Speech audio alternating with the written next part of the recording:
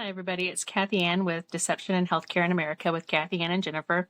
And Jennifer couldn't be here today because we're both real people and we have kids and husbands and life just happens. So it's just me today.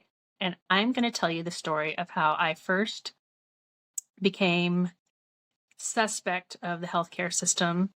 It was a long time ago. It was about when I was 30 years old. I began to question the doctors and if what they were telling me was really true. And fast forward, 15 years, and here I am speaking out against it. But I was 30 years old when I first got pregnant. I gave birth when I was 31, but I tested positive for gestational diabetes, and about 9% of women test positive in the US for gestational diabetes every year. So my mom had gestational diabetes, and I wasn't particularly shocked when I tested positive. But what happened is I actually don't believe that I had gestational diabetes with my first daughter, and I'm going to tell you why. Because at work, the day of my test, we had cake and Coke, and I ate a piece of cake and had a can of Coke, and then I had the orange sugar drink, and then I went to the hospital where they tested my blood sugar, and I failed by 1 point.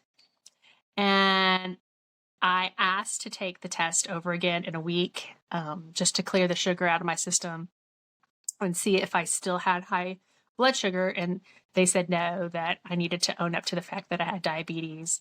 And I didn't really argue. I asked, and they said no.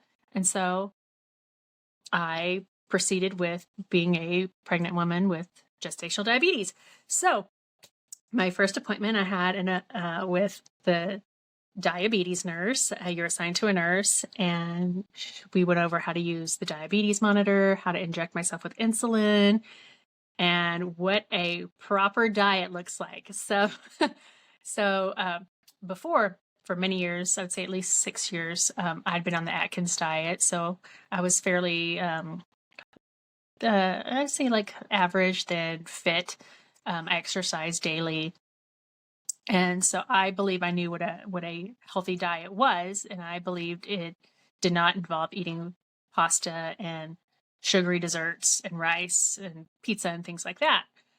So the nurse goes over a healthy diet with me, and it consists of rice and pasta and pizza and burgers. And she tells me, she goes, "You can eat cake and cookies. That's considered food." So she goes, if your blood sugar is high, then you would just take insulin. So I kind of stop her, and I said, "You're asking a person with diabetes that you're telling them that they can eat cake and cookies?" And she's like, "Yeah, it's considered food." And I said, "Well, I don't agree with that. You shouldn't be eating sugary desserts if you have diabetes." And she goes, "Look, it's considered food. If you want to eat it, eat it." Okay. So So I disagreed, and I also told her that I would never eat rice or pasta because I'm on the Atkins diet, and I have already eliminated those things from my diet. And she goes, "Well, you have to eat them. They're part of a healthy diet, and they have nutrients that you need." I think it was folic acid was might have been the nutrient that she said that was in like the breads and stuff like that I needed. And I just said, "I disagree. I don't eat that way. And I would just like to continue to eat my Atkins diet." And she said, "No, you have to follow the standard American diet." And so I got, all these things are going off in my head. This doesn't sound right. This doesn't sound right. Why are you telling a diabetic to eat pizza and dessert? But okay, I ignored it. And I just thought to myself, I'll just eat the way I normally do and exercise the way I normally do. So at my next diabetic appointment, I had to keep a food log, and then you got to test your blood sugar like first thing in the morning. I believe it was before meals and 2 hours after meals. It was something like that. And I came in with my food log, and I came in with my monitor, and she plugs my monitor in, and she takes all the data from the monitor, and she leaves me sitting in one of the chairs while she goes over the information from my monitor. And my food log. And I'm feeling super proud because I ate low carb. I did not have any sugar spikes. I didn't need to take any insulin. I exercised and everything was looking good. And I was super proud of myself. And I was going to show her that by eating low carb, that it did not spike my blood sugar. So I was really proud of myself.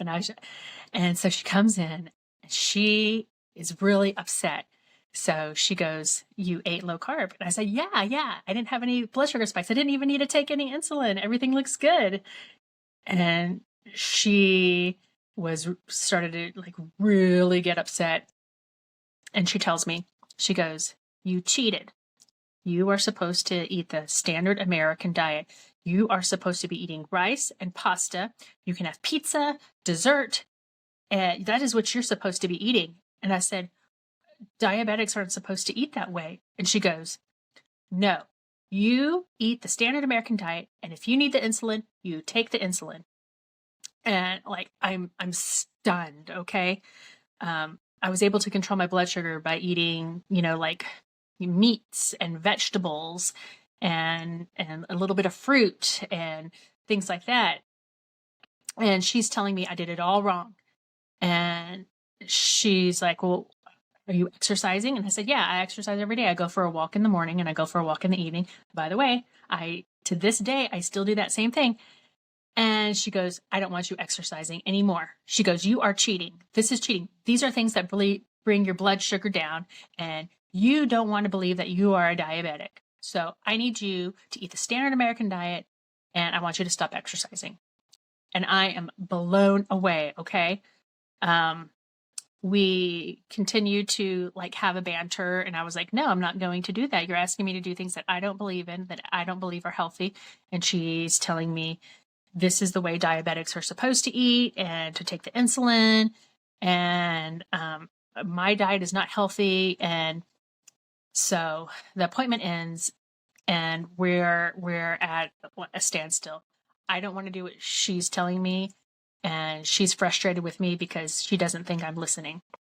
So I was just going to continue on eating low carb and exercising every day. So I get to my prenatal appointment with my regular doctor, and she's really nice and I like her. And she does this thing where the first 5 minutes or so, she sits down with you and she just asks you about your life. So we do that. She's like, "What's going on with you?" And I'm like, "Oh, this, that, like normal, like whatever I'm doing." And she goes, No. She goes, "I got a complaint about you." She goes, "Your nurse told me that you're being defiant, that you are not following directions. What's this all about?" And I'm totally shocked, and I really hate confrontation, and I did not expect it. It's like a deer in the headlights. And I told her, so I told my doctor, I said, like, "I don't understand. What are you talking about?" I said, I didn't have any blood sugar spikes, and I'm eating my low carb diet, and she's telling me that I'm supposed to eat pizza and cake and cookies. And I don't think a diabetic should eat that way. And my doctor's a little bit stunned. She's like, "Okay, well, you're not supposed to be eating cake and cookies. You have diabetes." And I said, "Well, the nurse said that that's food and to eat it and just take insulin if I have a blood spike." So she's kind of sitting there, kind of a little bit puzzled. And I said, and she told me I couldn't exercise anymore. And then my doctor goes, okay, well, let's just start all over. She goes, "First of all, you exercise every day. It's good for you. You need to do it." And she goes, don't eat sugary desserts. Don't do that." But she goes, "You're supposed to be eating bread and rice and pasta. They're really good for you." And I wanted, like, I can't remember, but I think they said that it has folic acid and I need that.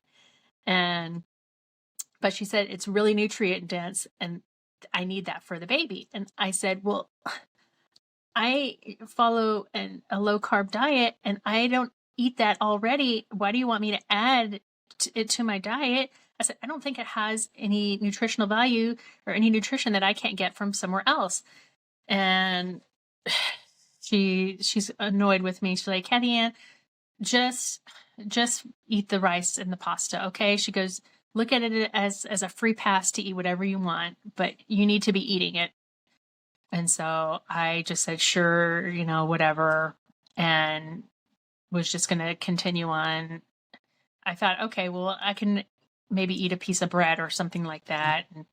And so, but this scenario, this thing that happened to me, it made me realize that the doctors don't know everything, and they're telling me to eat things that I don't believe are good, and that aren't good for you, and that diabetics shouldn't be eating. Because if you listen to one of our other podcasts, you would know that diabetes is reversible from if you follow a certain diet or eliminate certain foods from your diet. It's reversible, but they're asking you to maintain your diabetes but not cure it. And here I am with no blood sugar spikes from modifying my diet or just eating a low carb diet. And I don't have to take insulin because I wasn't having blood sugar spikes from eating this way. But they're telling me that I'm going to hurt the baby if I don't eat these processed or refined carbs. And I just couldn't believe it. And so this is how I became really, what's the word I'm looking for? Suspect. When a doctor talks to me, if it doesn't sound right, then I don't believe it. Okay. I go and do my own research and see if what they're saying is true. And I stand by what I did. I stand by exercising. I stand by eating low carb. I did end up eating like bread and stuff and rice, and I did give myself that pass because they were on me, and I didn't do it all the time. My daughter, who they said that was huge, they said I might have to have a C-section because she was going to be so huge, and that she might die because my blood sugar would be so high because I had gestational diabetes. And I said, whoa, whoa, whoa. My blood sugar isn't high. You're not treating me as an individual. I'm, so, but I do want you to know that my daughter was not big. She was 6 pounds, 4 ounces, had gestational diabetes. My daughter was 6 pounds, 4 ounces. She was not a 10-pounder. She was an average size, maybe on the smaller side, baby. And I attribute that because I was able to keep my blood sugar under control through diet. By the way, I did get a different diabetes nurse. I was removed from the other nurse's care, and my new nurse understood that I wanted to eat low carb and exercise. And while she did not like that I followed a low carb diet, she didn't give me crap about it. So that just, the whole thing is weird. Okay. I'm just going to say, why would any medical professional tell a person with diabetes to eat high sugar desserts and lots of refined carbs? I still don't understand it, but I do want to say that I have 3 kids. My second daughter, I did not test positive for gestational diabetes. I cleared it. I had also taken off most of the baby weight and ate mostly low carb. Had postpartum depression, and it was hard for me to focus. So I lost my path a little bit once I was treated for postpartum depression. I became highly focused and got back on the path, and I ate low carb, and I still eat low carb today. My third daughter, I tested positive for gestational diabetes. So I did have gestational diabetes the third time. I do believe it. I failed by about 2 points, but this time around, I did not eat sugary desserts and Coke before the test. And so I believe the results. And what's funny is I got the same diabetes nurse I had the first time who got really infuriated with me. And she remembered me. I think it must have been 7 years later that I got her again. And she remembered me. And she had a nickname for me, and she called me Atkins Girl. And she and I, when we met again, we remembered each other. And I told her I still follow an Atkins diet. I will not eat cakes and cookies, rice, or pasta. And I exercise every day. And I guess in those 7+ years, she had maybe a little change of heart or became less rigid. And she goes, okay. She goes, but if you do choose to eat those and your blood sugar spikes, you're going to take the insulin. But she treated me as an individual, and she respected that I wanted to eat low carb. She didn't want me to, but she respected the fact that I exercised and ate low carb. And I want to go on to tell you that I gained less than 30 pounds that pregnancy. I was pretty strict on the low carb. I did not give myself a pass. With the first one, I gained 60 pounds because I was like, okay, I'll give myself a pass. This one, I was on my third kid this time, and I knew what I was doing. And I did not give myself a pass to eat crap and gain a lot of weight. And I gained somewhere between 25 and 30 pounds. And my daughter was born. She was 6 pounds, 11 ounces with gestational diabetes. So she was normal. My second daughter was 6 pounds, 14 ounces. She was the biggest I had, which I did not have diabetes with her. But with my third daughter, so I did have diabetes, and I was able to maintain my blood sugar through diet and exercise, except for one. It was my fasting blood sugar. It was the only one that spiked. And so I had to take insulin at like 2 a.m. every morning so that when I woke up, my blood sugar wouldn't be, and it wasn't super high. I think it was only like 120-ish or so. So I'd have to wake up at 2 a.m., give myself a shot of insulin. And then when I woke up, it would be below 100. But I just wanted to tell you the story of where it all started, where I lost faith in the healthcare system. And I just want to remind you that it's okay to question your doctor. So it's always been my experience that they get mad at you. And that's okay because they don't know everything, and they're human, and to err is human. And so it's okay to question. It's okay to have a set of beliefs like I do. And I just want you to know that. And I want you to know that it's okay to question. And I hope nobody makes you feel bad about that. And I want to thank you for listening to my story. I like to tell it. It's pretty funny and interesting.